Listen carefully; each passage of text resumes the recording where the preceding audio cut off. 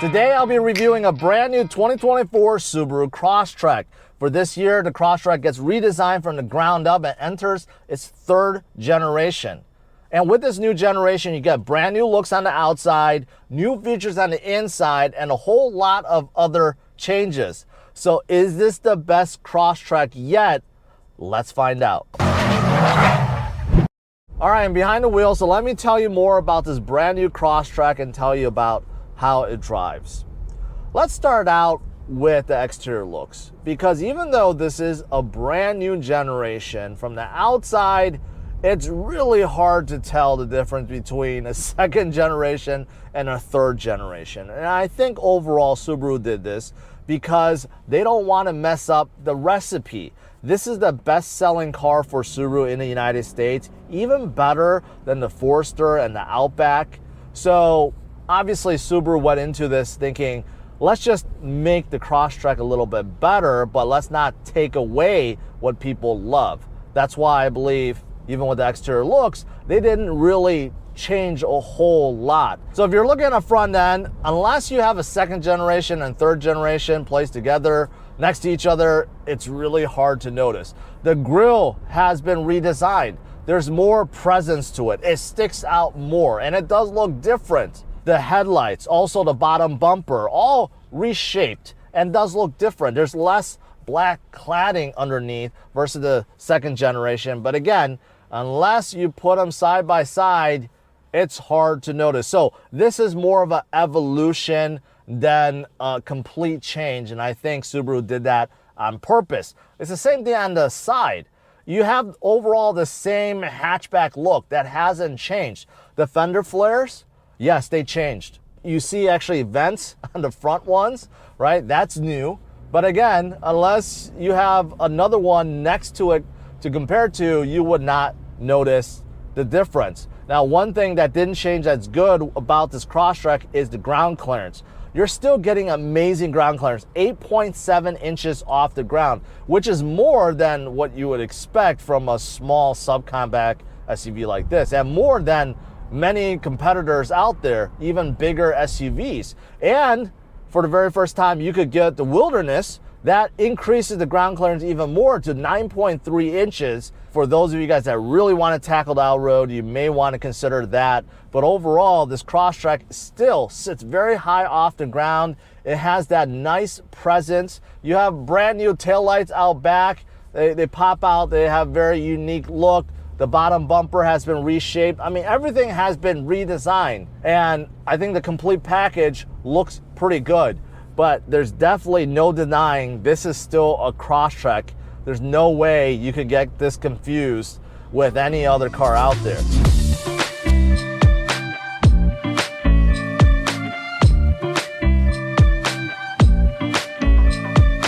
Now, if you move to the inside, again, it looks very similar to the previous Crosstrek and also to all the other Subarus out there. Subaru kept it simple, made this more like an evolution rather than a complete redesign, and that's okay. But for the very first time, you can now get this optional 11.6-inch screen in the middle, like what you see here.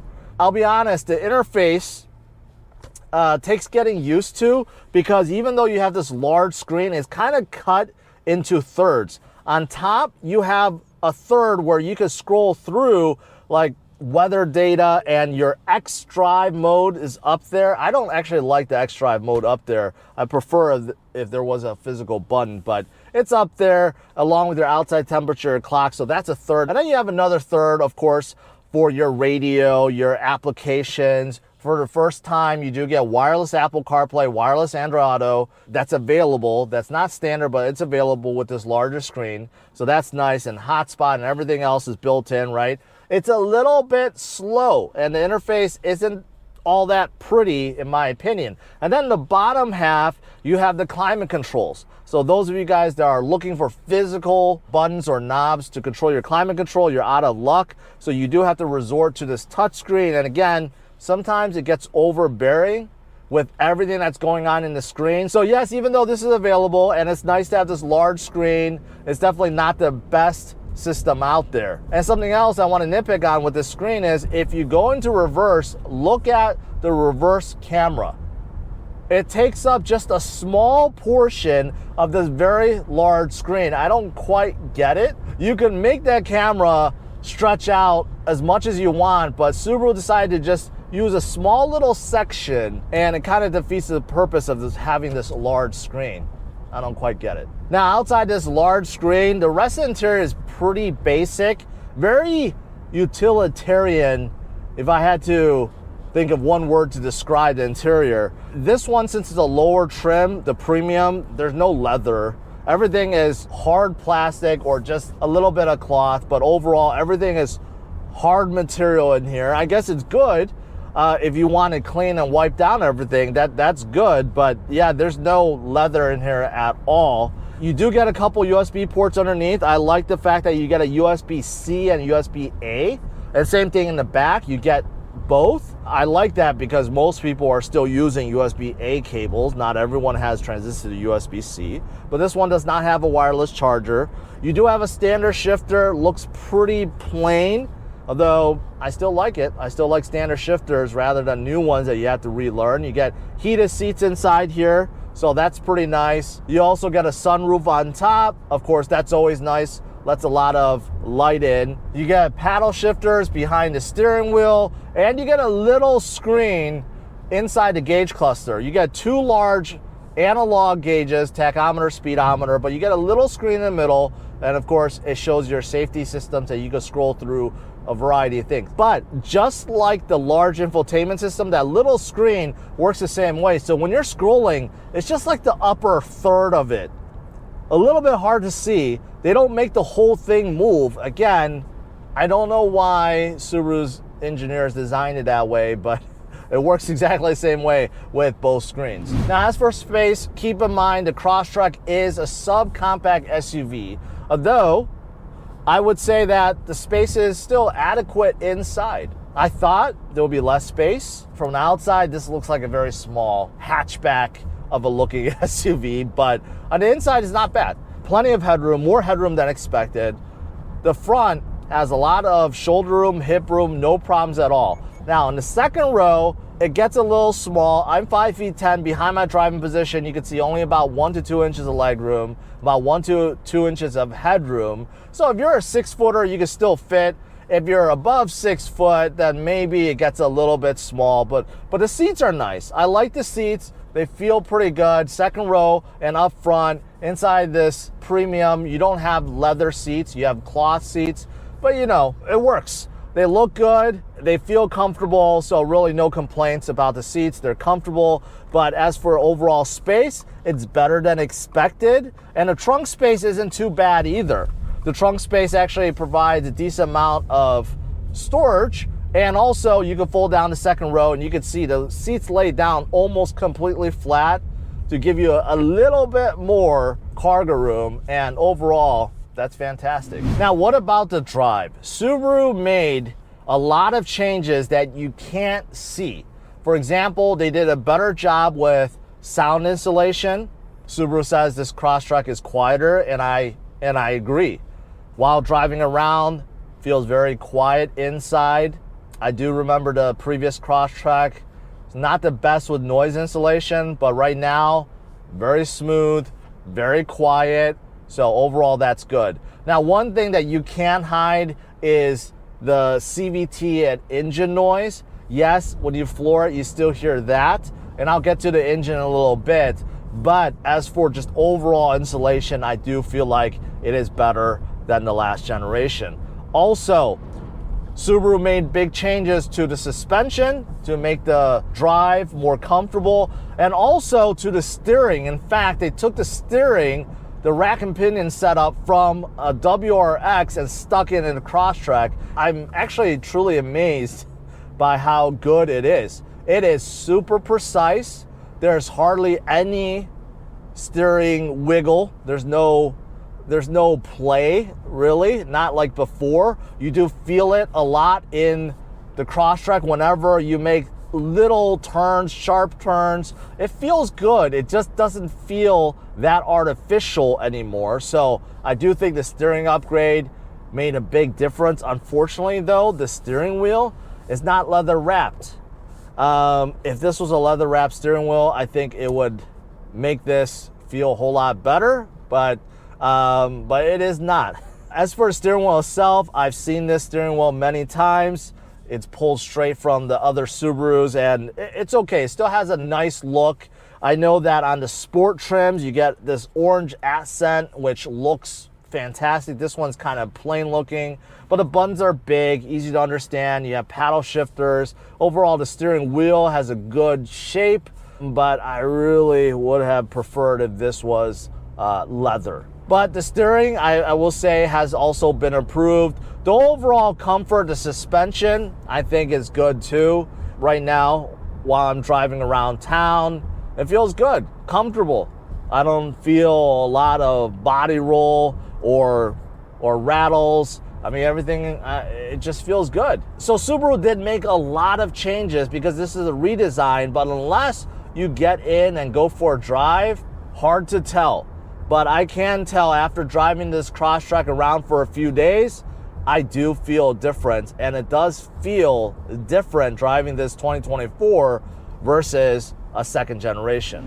Now, what about the powertrain? Well, unfortunately, the powertrain didn't really change from the last generation. In fact, there's a subtraction that you could argue is a negative. What is that subtraction? Well, you can't get a 6-speed manual anymore. So every Crosstrek now only comes with a CVT transmission. So there, that is a subtraction that many people will feel like it's a negative. As for engines, there are two options. You have the base 2-liter boxer engine that's producing about 153 horsepower and 145 pound-feet of torque.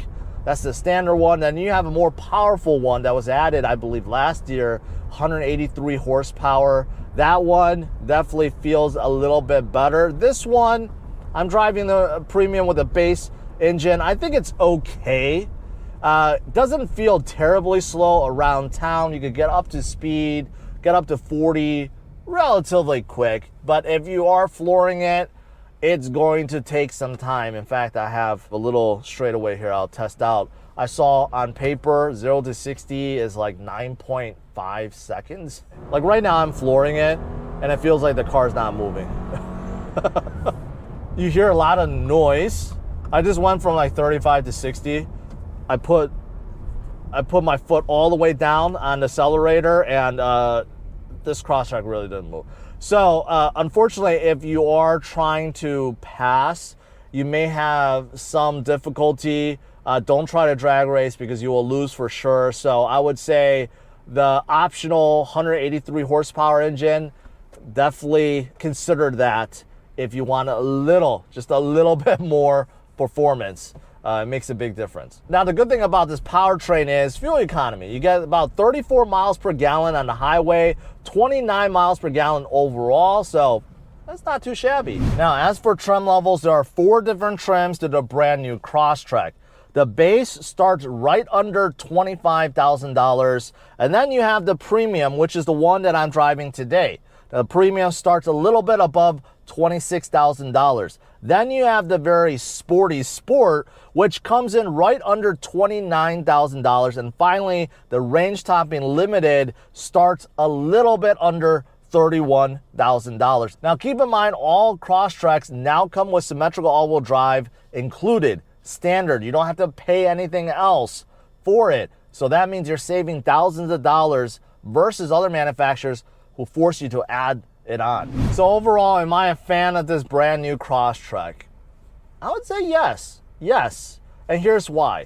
I do believe that Crosstrek is affordable because you get symmetrical all-wheel drive standard, and even if you get the top Limited, it's barely above $32,000. And something like this, the premium, comes in way under $30,000, and there's not many all-wheel drive SUVs that you can get that is under $30,000. So that's good. Also, the Crosstrek does retain its value very well. Surprisingly, this Crosstrek gets amazing resale value, so that is also something to consider. It has good fuel economy. Overall, the inside is quite nice. It's bigger than what you would expect. And, you know, the Crosstrek does have some off-road capability. So even though the Crosstrek is not the best looking or the best driving or the most spacious or the most fuel efficient, it does everything pretty well. It doesn't really suffer in any one category. The only real downside to this Crosstrek is, I believe, with a base engine, it's a little bit too slow. But if you upgrade to the optional, more powerful engine, it would definitely make this drive a whole lot better. So what are your thoughts? Leave your comments below and smash up the like, subscribe to the channel. I'll see you guys later. Bye-bye.